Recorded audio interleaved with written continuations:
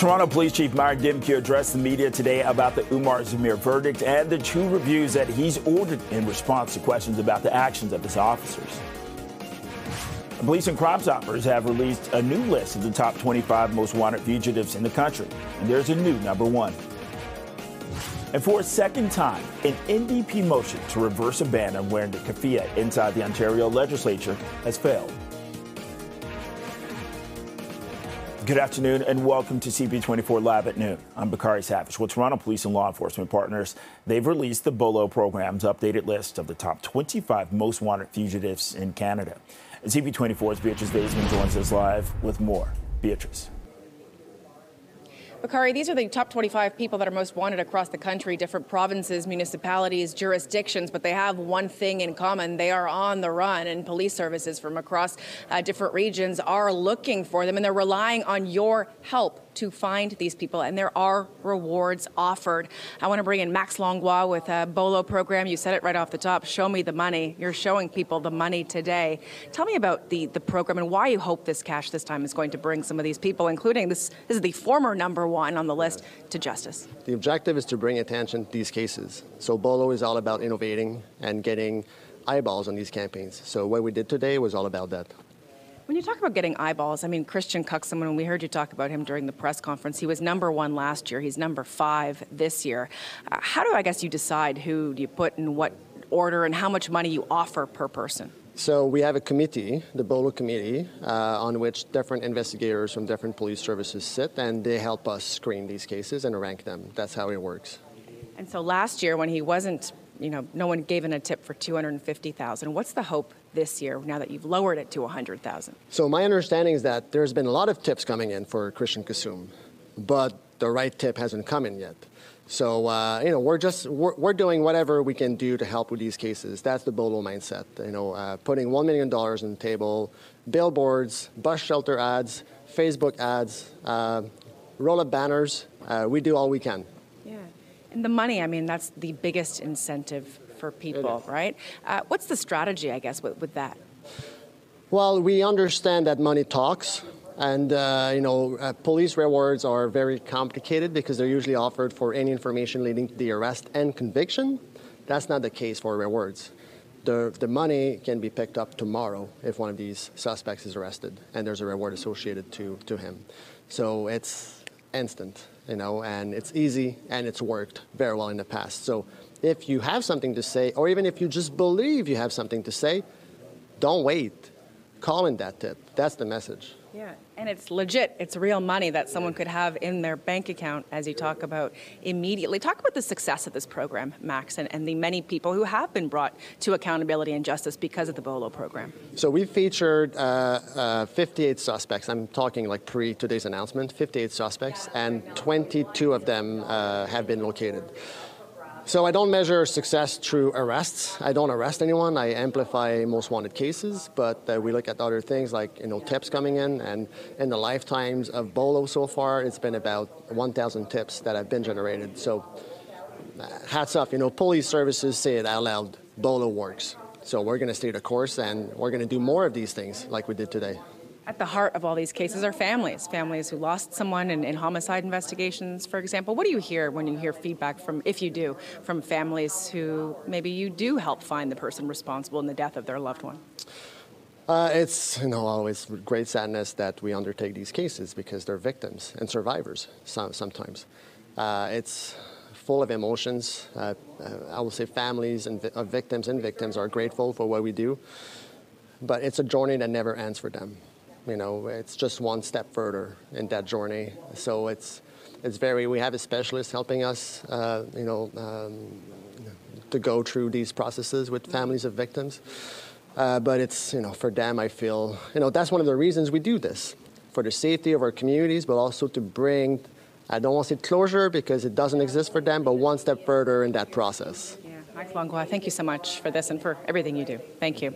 So a reminder, if you call in a tip about any one of these fugitives, you will not have to testify in court. You don't even have to give your name. You just have to call in to Crime Stoppers, give this tip. The person if successful, will be arrested, and then instantaneously, Bakari, the money goes in your bank account. It is that fast, and it is always anonymous. Back to you. Okay, CP24's Beatrice Faisman. Thank you. And today marks 6 years since the deadly van attack in Toronto. This afternoon, Mayor Olivia Chow will attend a flower-laying ceremony at Mel Lastman Square, which is near where the attack occurred. 11 people eventually died. 15 more were hurt. This is in what was one of Canada's worst mass murders in history. And there's a small plaque at the square to honor the victims. Well, Toronto Police Chief Myron Demkiw has responded to concerns raised during the high-profile trial of Umar Zamir, who was found not guilty in the death of a police officer. Demkiw has called on the OPP to investigate concerns of collusion between officers.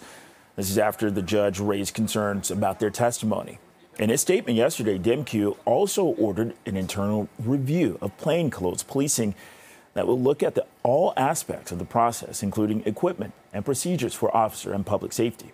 Well, the officers testified that Constable Northrup, who was dressed in plain clothes while investigating a stabbing, was struck head-on by Zamir's vehicle the night that he was killed. However, a collision reconstructionist indicated that Northrup was knocked over when he was sideswiped while the car was reversing. The judge told the jury to consider if the officers colluded, while the defense alleged that they lied on the stand. The officers have denied that there was any collusion. And at a news conference today, Chief Demkiw was asked about his comments on the weekend that he was hoping for a different outcome in the trial. In the context of the totality of the circumstances, what I was trying to convey is that I accept the jury's findings, and we are an organization that's grieving and trying to work through finding some path towards closure. So, I think I really appreciated the opportunity yesterday to clarify, and let me say it again. I do accept the jury's findings, always have. We are obviously, looking for an opportunity for closure, and but to be clear, the jury's findings are what I accept, and I thought I was clear Sunday, but I want to make sure I'm clear on that now. We're going to have more insight and analysis into the fallout from the Zamir verdict with criminal lawyer Daniel Brown. That's coming up later in the show. For a second time, an NDP motion to reverse a ban on wearing the keffiyeh inside the Ontario legislature has failed. Agreed? No. Heard some no's. Well, the oral vote needs unanimous consent. There were several no's heard from the progressive conservative side of the House. And this despite Premier Doug Ford previously voicing his support for a reversal of the ban. NDP leader Marit Stiles spoke before the vote, urging the Premier to get his MPs to support the reversal. Banning the keffiyeh at Queen's Park has created, I would say, needless division at a time when political leaders should be doing everything to bring communities together. Last week, every provincial leader in Ontario agreed that the ban needed to be reversed, but members of this Conservative government stood in the way, and the ban still stands. That's unacceptable. This is why we are reintroducing our unanimous consent motion to reverse this ban. We hope the Premier can bring his team together to do the right thing. The checkered scarf is worn by Muslim, Arab, and Palestinian peoples, but it has also come to symbolize solidarity with Palestinians. The legislature has a rule against members using props, signage, or accessories to express a political statement, which the House Speaker says the scarves do. An oral motion to reverse the ban failed to pass last week as well. And PC MPP Robin Martin, who serves as the parliamentary secretary to the Treasury Board, is against the reversal. She took to social media with a lengthy post to explain why, saying that the keffiyeh is a political statement. Quote, to agree to a motion similar to the one put forward on Thursday by MPP Stiles, which declares the keffiyeh to be a cultural symbol and not a political one, would be to deny the fact and reality that it has taken on an inherent political meaning, particularly at this time. I cannot, in good conscience, agree to a statement that I know is objectively false. One needs to look no further than the photo circulating on Twitter of the federal NDP caucus wearing keffiyehs and doing raised fist salutes while voting in the House of Commons to see how the keffiyeh is being used to make a political statement. Our rules are designed to prevent that kind of conduct in the Ontario legislature, and to disregard them would establish a dangerous precedent and undermine the democratic institutions which have served us well and which we need to protect. Wildfire season has begun, and forecasts suggest that it could be worse than last year. And CTV National's Scott Hurst joins us live with more on that. Scott, how bad is it in Western Canada? Bakari, good afternoon. The concern isn't that wildfires are sparking early in the year. April is on par for the start of wildfire season in some parts of the country, but the more pressing concern is the increased intensity of these wildfires so early in the season and the ability of them to grow quickly so early in the season because of dry fuels already at this point in the year. And that is a concern in Alberta and BC, where there is significant concern over drought conditions. Dry conditions are fueling early start to wildfire season, and this should be an alert and a reminder to people across the country, not just Western Canada, coming off such a significant and historic wildfire season last year that impacted Canadians coast to coast in provinces and territories as well. Here's more from wildfire officials in terms of what is expected this year so far. The concerns are quite high. Over the past year across Canada, we've had relatively low snowpack, warm conditions, dry conditions right across the country. And that creates the condition whereby the probability of wildfires being problematic again this summer is on par with probably what we saw last year. And Bakari, in Alberta and BC, flames have already been threatening some communities, forcing officials to issue evacuation alerts in parts of British Columbia and Alberta, putting residents and fire crews on high alert. In BC, much of the province is already considered at moderate or high fire risk, prompting these new warnings to be careful and prepared. Alberta even went ahead and declared the start of wildfire season back in late February. Bakari. Okay, Scott, what can we expect for the rest of the year, and how will that compare to last year? Bakari, 2023 is in the books as Canada's worst wildfire season, as flames torched more than 15 million hectares of land and impacted hundreds of thousands of Canadians directly. And also, it wasn't just the flames that impacted Canadians. It was the wildfire smoke in many areas. Even here in Toronto, we saw that wildfires that were nowhere near us were impacting air quality in this part of the country, and that air quality even pushed south of the border and impacted much of Washington state as well. So a significant wildfire season last year. This year, Environment and Climate Change Canada is predicting above normal temperatures to persist nationwide, coupled with widespread drought and minimal winter snowpack. And they say it could lead to what is being called an explosive wildfire season. And as I mentioned, the concern is that these wildfires are becoming much more intense early in the season and will continue to affect Canadians late in the season as well. Bakari? Okay, CTV National, Scott Hurst. Scott, thank you. Thanks, Bakari. And coming up next on CP24 Live at noon, we're going to speak to criminal defense lawyer Daniel Brown about the fallout from the Umar Zamir trial and the 2 reviews ordered by the Toronto police chief. It's not lost on me what the conversation has been, and I completely appreciate that. You know, on Sunday, I thought I was clear that I supported the justice system and the work of the jury. You know, as I look back, let me be emphatic about that, and I appreciated the opportunity yesterday to clarify how emphatic I am. In my career, I have always been a supporter of the justice process, including all elements of the system that leads us towards justice. Okay, we just heard Toronto Police Chief Maher Dimkey. He was asked about the OPP to conduct an independent review and has also ordered an independent review following the Umar Zamir trial. And for a closer look at this, we're joined live in studio by criminal defense lawyer Daniel Brown. Thank you very much for taking time to speak with us. So we just heard Chief Dimkey has ordered 2 reviews. Are these the same as a public inquiry? And along those lines, do you think a public inquiry is what's needed? Yeah, definitely these are not public in nature at all. In fact, one has to wonder exactly what type of review is going to be done to look at into the perjury allegations made against these 3 police officers, whether there was other misconduct in this case, whether this was a case that should have been prosecuted in the first place.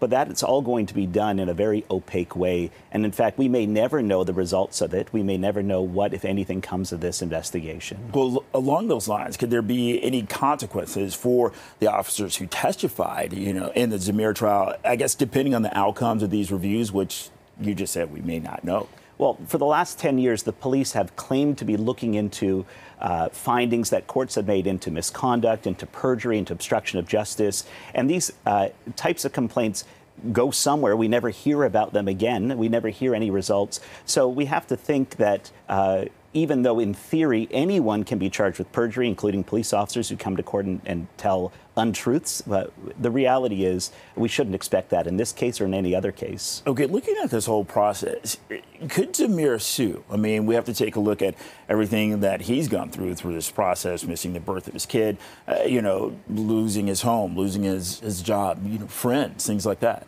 Yeah, and that experience for Mr. Zamir isn't uncommon. In fact, that's what many people go through in the justice system. We hear it every day that bail is too easy to obtain. In fact, could you imagine if it was harder to obtain for Mr. Zamir, or if he was kept in jail for 3 years? Not only did, as you say, he miss the birth of his child, but really, I mean, how do we even compensate for that? Well, how much money can compensate you for missing that type of special occasion?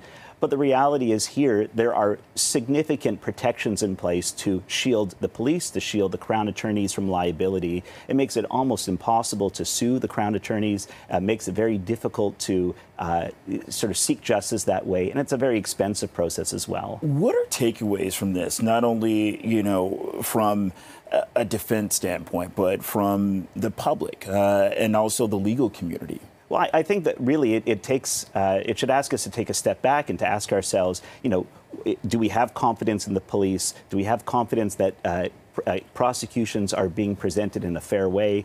As we said about bail, the idea, should we be too harsh when it comes to bail, or should we recognize the presumption of innocence should be alive in this country, it should be alive in this province, and it should have been given to Mr. Zamir. It wasn't. We had officials who came out firing, saying that he was guilty long before they ever heard any evidence in the case, and it really harmed not just our confidence in the justice system, but people like Mr. Zamir themselves who had to go through that process. And speaking of the justice system, what do you want to say about the role of the jury in this? Because, going back to Chief Demke's statement, what he said over the weekend, and then clarifying that this morning.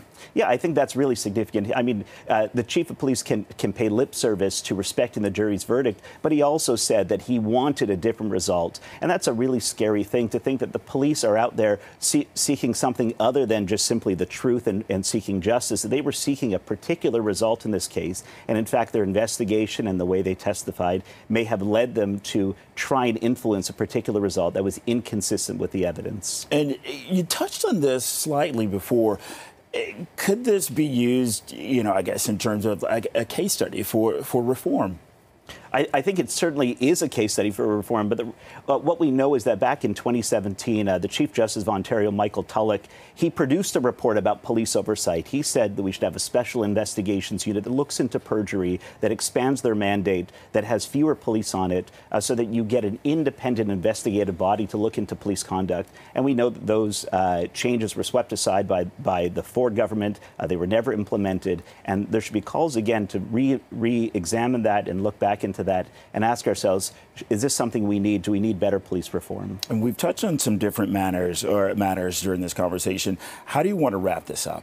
Well, I think this is really a black eye for the justice system, this particular case, but it's a microcosm of bigger things. It's the fact that the police know that they can say whatever they want in court and there'll never be any consequences, and that Crown attorneys can prosecute any case they want and never be held accountable. So it would be important to see how we hold these public officials accountable in this case, and so that we know that the justice system is fair for others moving forward. Criminal defense lawyer Daniel Brown, thank you very much for your time and your insight this afternoon. Thanks for having me. Appreciate it. And coming up next on CP24 Live at noon, Leafs fans, they're breathing a sigh of relief today. This is just the Big Tabler series against the Bruins in Boston. It happened last night. We're going to hear what the players are saying the day after. That's next.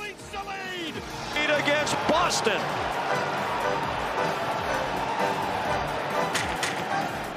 Max Domi is going to loft. A report by TD Bank suggests that the wealth gap between top-earning and low-income households has widened to a level not seen since 2015. National household net worth rebounded last year, but the report says that it wasn't evenly distributed. The average income of top earners was 6% more in 2023 than the previous year. That was a big difference from low-income households, which was up 0.3%, while middle-income households lost 0.3% in income.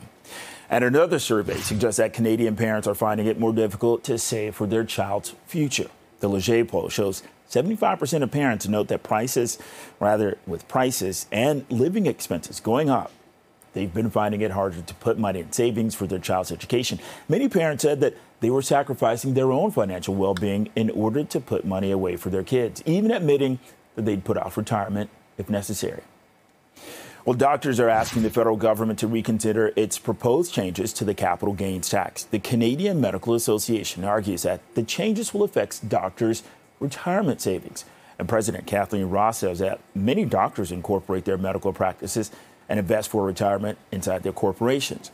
The proposed changes would increase taxes on those investments, something that the CMA says will add financial strain for doctors who do not have a pension. On a lighter note, there's still a few days to view the city's cherry blossoms at peak bloom. The mature trees in High Park, they're flushed with light pink blossoms, and that's attracting a lot of visitors.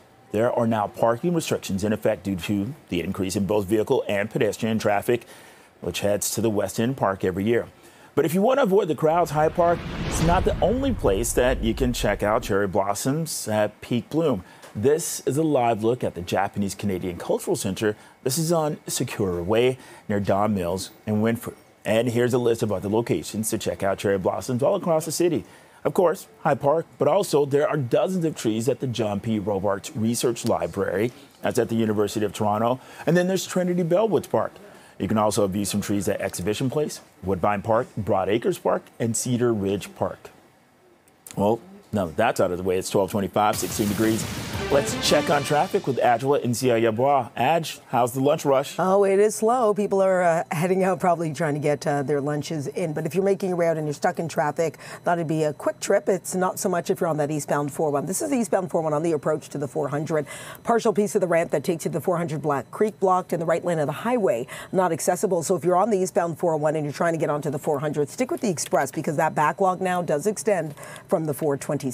Then on the westbound lanes of the 401, this is the ramp that takes you to the westbound 403. We have a stalled transport truck, and it looks like it is blocking a live lane. And if you're on the QEW making your way to Roundabout, we had some problems just past Mississauga Road. Collision was in the left lane. That situation did all clear. Outside of camera view, if you're headed towards North York, just avoid southbound Dufferin at Finch. It's partially blocked, and that is following an ongoing collision. Bakari, I'll send it back to you. All right, Adj, thanks a lot. You're welcome. Well, the Leafs spoke to reporters this morning after winning Game 2 last night. Defenseman Morgan Riley says that it was important for the team to bounce back after a tough opening loss. I thought we stuck with it. Well, obviously they got a goal at the end of the first, and I thought we responded well. So I think moving forward, more of that, playing within structure, not get carried away with the score, and just playing our game. That goal was pretty incredible. I think he was good on the face-off dot. I think he was being physical. I think he was involved in all goals. So, pretty good leader and a guy that we can look up to. Our pressure on the puck has been really good in all three zones, and that's helped us, keep things out of the middle of the ice, take away their time and space. That's been really important. But there's times when they found their way through. I mean, this is a really good team with a lot of elite players. They play with lots of pace and stress you defensively too. So we like the job that we've done. We like the style of hockey that we've played here, including Game 1, quite frankly, at 5-on-5. But we recognize the challenge that's ahead here. This is an elite team here. We're happy to get the split on the road, but we got to get back home and be prepared for their pushback. A long lead pass for Matthews. Matthews is in alone. Score! Look at that. Austin Matthews broke a 2-2 tie with just under 8 minutes left in the third period last night to give the Leafs a 3-2 win. The series is tied 1-1 as it shifts to Toronto for games 3 and 4 starting tomorrow. And coming up next on CP24 Live at noon, we're going to speak to Ontario NDP leader Mart Stiles about her motion to reverse the ban on keffiyehs, failing a second time.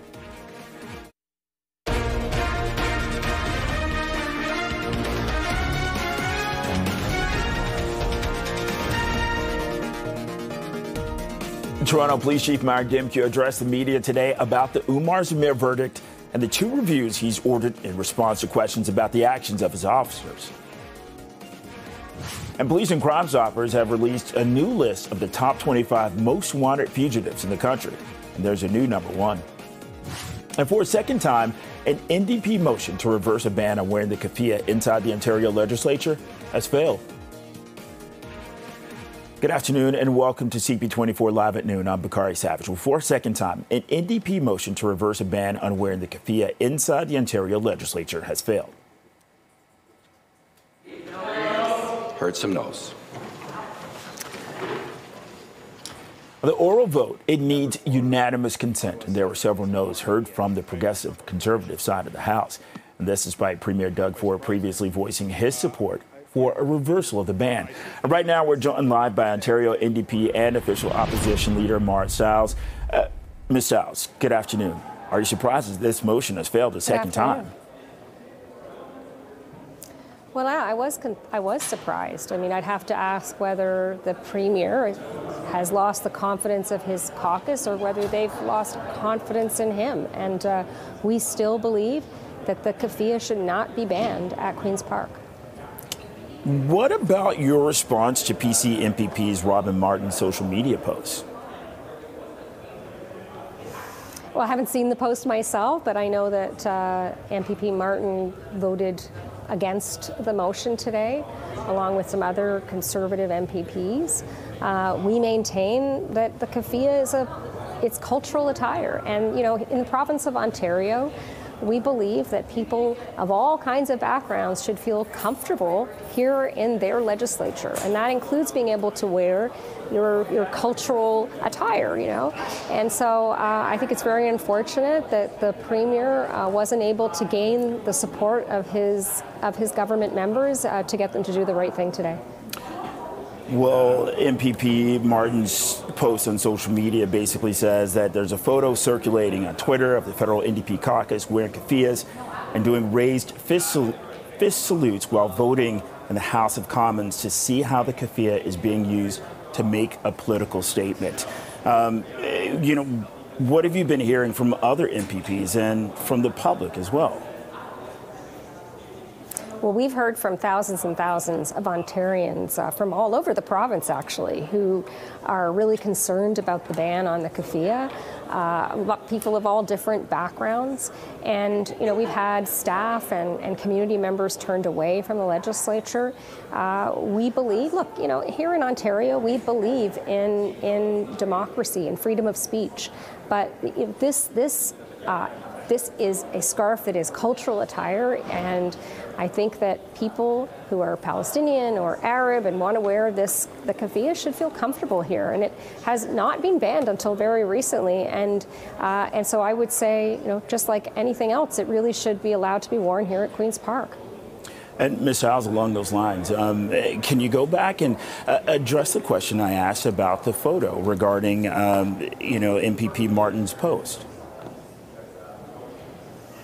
Well, I'm not really never seen that photo, but I will say this, that here in the legislature, we are always, the keffiyeh has been worn by people for many years as cultural attire. There are people who wear it because they're Palestinian or Arab, and they'll continue to do so, I hope, in this legislature and be welcome to. The government today, if anybody has politicized the wearing of the keffiyeh, it's the government members themselves. By voting to ban the keffiyeh here in the legislature, they have politicized this. And I think it's a very unfortunate message to send to Ontarians today. What about any ongoing conversations with Premier Ford? Well, again, we left Mr. Ford the Premier to contemplate this. He had the whole weekend to contemplate it, and I think listen to Ontarians and get his caucus to do the right thing. So again, I have to say, surprised that once again he doesn't seem to have the support of his caucus. We've heard in the last few days even the Premier questioning throwing his cabinet members under the bus, and then he's being thrown under the bus by his own caucus today. So I would question again whether the Premier has lost confidence in his caucus or whether they have lost confidence in him. And Ms. Giles, I just have to read this. We just received this email in statement, quote, the Premier has been clear that he does not support this ban and has called on the Speaker to reverse his decisions. Members of caucus are free to support or oppose the NDP motion. So, Ms. Stiles, with that, what's next? Are you going to bring this up again, or do you just keep moving forward? Well, we'll look at all the options. Obviously, we're going to consider them. I had no reason to believe today that the government wouldn't have voted in the same direction that the Premier has given them. The Premier is picking and choosing where he wants to have free votes, and this is one of them. So, I mean, again, if he didn't think he had the support of his own caucus, that's a problem that he's going to have to deal with. But we'll continue to move forward, look at our options, because we really don't believe this should be banned at Queen's Park.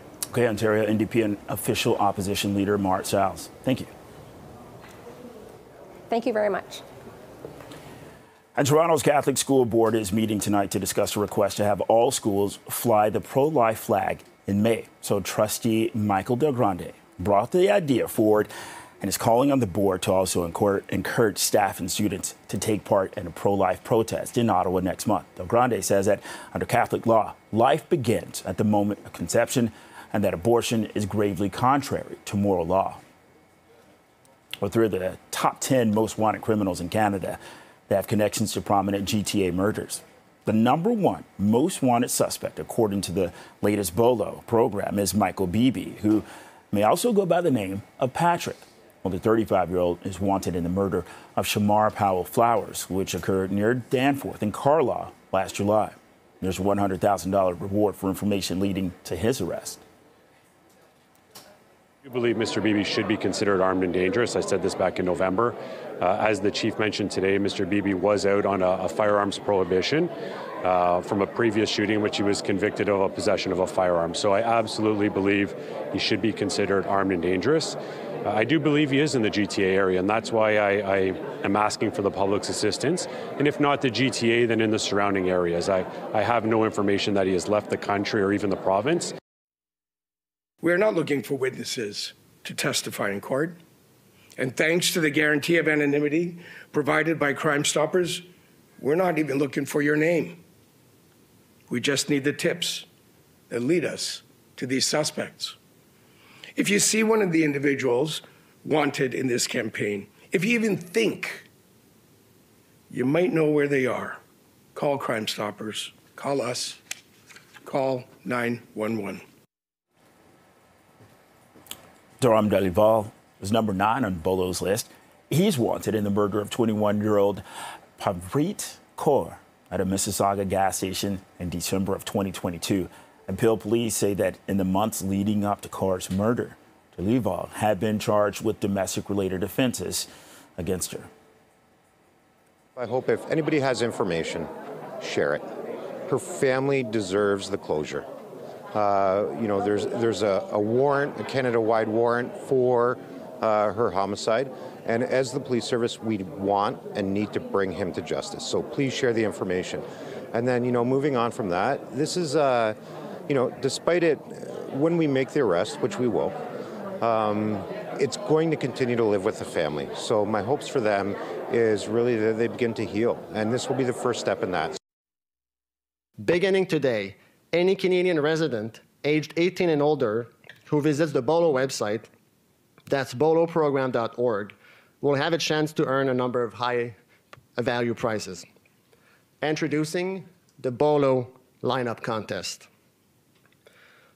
All participants have to do is familiarize themselves with our top 25 fugitives and correctly identify some of them in a series of lineups. Christian Coxham is also wanted by Toronto police and is 5th on BOLO's most wanted list. Coxham is wanted in the fatal shooting of Edwin Farley Alvarado Quintero. He was refereeing a soccer game at the La Liga Indoor Sports Complex in October 2022. It's when a fight broke out and a suspect fired shots right there on the field. Today marks 6 years since the deadly van attack in Toronto. This afternoon, Mayor Olivia Chow is going to attend a flower-laying ceremony at Mel Lasham Square, which is near where the attack occurred. 11 people eventually died. 15 more were injured in what was one of Canada's worst mass murders in history. There's also a small plaque at the square to honor the victims. And right now it's 12:40, 16 degrees. Let's get a check on traffic with Adjoa Insia-Yabois. Adj. Yeah, Bakari, still out watching these ongoing issues which are impacting the commute on the eastbound lanes of the 401. It's on the approach to the 400. It is this collision. The right lane was fully blocked in the highway. That's not the case anymore, but the start of the ramp that takes you to the 400 Black Creek is partially blocked, and it's still creating quite the slowdown as you do make your way from the 427. Then westbound 401 on the express ramp that takes you to the westbound 403, ongoing stalled vehicle. It looks like it's partially blocking that ramp. Cars are getting by on the side. But again, if you're making your way through, that is the reason why there is a bit of a slowdown on the approach. Don Valley Parkway heavier on the northbound side now from Eglinton up to the 401. And the busy go continues on the Gardner into and out of the downtown core because of the long-term road work. Outside of camera view, we saw this collision in North York on Dufferin southbound, partially blocked at Finch following a collision. I'll send it back to you, Bakari. The CP24 traffic report is brought to you by CapitalDirect.ca. Coming up next on CP24 Live at noon, we're going to speak to the president of the Ontario Medical Association about the declining number of medical students choosing to become family doctors. The Ontario Medical Association says that it's concerned about the declining number of medical students who are choosing family medicine. The OMA held a news conference today with the leaders of medical schools all across the province. We're joined live by OMA President Dr. Andrew Park. Dr. Park, what's going on? And I'd like for you to speak to that with respect to a broken system. Yeah, no, absolutely. Thanks for having me. Medical students are choosing at an earlier and earlier stage to not go into family medicine. And we're seeing that reflected in the residency matches, where basically over the past 5 years, we've seen declining numbers of interest in the first round match of the Canadian Residency Matching Service. And this is of concern. I think the students are really seeing what the job prospects are on the horizon of their education, and are saying that right now this isn't a model that's sustainable for what they want in a future career. Okay, what about this? What about maybe enticing students with, higher salaries, more perks? Yeah, like any job, those are the kinds of considerations we should look at. Certainly a salary or a compensation is very important, but also what does a job entail itself? So I think that's the perks that you're talking about. We have to approach this issue on two fronts. Number one is, has the compensation kept up? And the clear answer there is no. When we have 25% inflation over the past 10 years with 45% overhead and only a 6% rise in salaries, you do the math, you realize it's not going to be sustainable. On top of that, though, the job itself has become extraordinarily cumbersome. There's a lot of hoops to jump through in order to provide the patient care. And so that's made it really tough to attract students into the profession. Okay, Dr. Park, can you clearly define what is wrong with the day-to-day operations of going into family medicine? And then how does that relate to the system as a whole? Yeah, absolutely. So our family doctors are spending a self-reported 19 plus hours a week on administrative tasks. In some instances, we have statistics to say for every one hour of patient care, we're spending at least that, if not 2 hours, double that on the administrative task to document and do all the forms that's related to that. So it's basically like saying you have a job to do, you know what the job is, but in order to perform every task, you have to jump through 10 hoops and hurdles in order to do so. So from a system lens, what that does is it ensures that less people get access to a family doctor. Fewer people, as I said, have access. But what that does is it creates worse outcomes for those patients. We have 2.3 million Ontarians without a family doctor, and that gap won't close unless we look at the actual job itself as well as the compensation. Okay, Dr. Park, lay out consequences and solutions. You just touched on some of the consequences right there. So certainly consequences are dire. I don't think I can understate this. I kind of think of it like if 2.3 million children just didn't have a school to go to, that problem would be fixed very quickly. This is the same long-term consequence: poor health conditions, shorter lifespans, worse quality of life. And all those impact your ability to go to work. No matter what we do, we can't do anything without our health. And so this has real world consequence. In terms of solutions, we're looking at team-based care to help support the physicians. We're looking at some administrative asks to the government, including central referral, assistance with AI scribes, reduction of forms, and including sick notes. So we have a plan going forward, and we work with the government to ensure that they've heard our voice about what our needs are. And Dr. Park, as we wrap up, what are your words to aspiring physicians going into family medicine? You know, family medicine is a foundation of the healthcare system. It is it is one of the most impactful professions in medicine. You get to follow a family that you may have delivered their babies all the way to seeing them graduate from university. It is an incredibly fulfilling profession. It is absolutely on the Ontario Medical Association, the government, to ensure that you have a practice to go into that is sustainable for the future. Okay. OMA President Dr. Andrew Park, thank you very much. Thank you for having me. And coming up next on CP24 Live at noon, Leafs fans are breathing a sigh of relief today. This is after they tied their series against the Bruins in Boston. It happened last night. More on this is next. A long lead pass for Matthews. Matthews is in alone. Scores! Just like that, Austin Matthews broke a 2-2 tie with just under 8 minutes left in the third period last night to give the Leafs a 3-2 win. The series is tied 1-1 as it shifts to Toronto for games 3 and 4 starting tomorrow. And right now, we're joined live by TSN Bar Down's Eric Kurt. Eric, it's time for the Leafs to show up and show out, right? At home. For sure. You know, we've been waiting a year for this. Okay, so along with that, let's take a look back at last night. Walk us through this win. Honestly, everyone has been saying for years now, it feels, that Matthews needs to show up in big games, and you can't say he didn't. That has to be one of the best games I've ever seen Austin Matthews play defensively. Put the goal aside, which that was one of the nicest goals I've ever seen to win a hockey game. But defensively, he was taking pucks off the goal line and putting it in between Ilya Samsonov's legs. He was all over the ice. He had an assist. He had a great goal. I just think that was one of the best games you can play. And 3 goals seems to be the magic number for the Leafs to get a win. Okay, I love it. Hey, what's going on? What's going on with Nylander? Nylander, it seems like he's just day to day. It seems like Sheldon Keefe was playing a little bit of mind games. Will he play? Will he not play? I'm hopeful that he's going to get in for game 3. But boy, do they need their speedy, smooth skating winger. Okay, so, you know, looking at the historical matchups, the Leafs and the Bruins, how do you see these next 2 games playing out? Well, just historically, the Bruins have the Leafs number in recent years. You got to go back to 1959 to find the last time the Leafs beat the Bruins.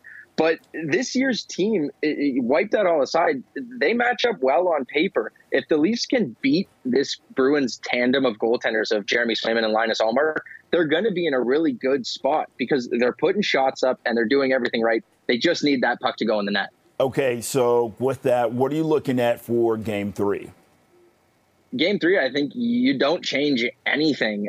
Game 1 was a bit of a blip. The Leafs seem to have a lot of blips in game 1s. But you kind of go in, come back home, calm the nerves a little bit in front of your home ice fans, and just roll out the same lineup you did. Don't change a thing. Hey, Eric, is it too early to ask, is this the year? I think it might be, but, you know, 1-2 more wins in this first round, we can get there. We can definitely get there. Okay, so along with that, let's talk about this. Winning these next 2 games and how key that's going to be right here at home. Yeah, it's massive. You went into Boston, you did exactly what you had to do. You stole home ice advantage back.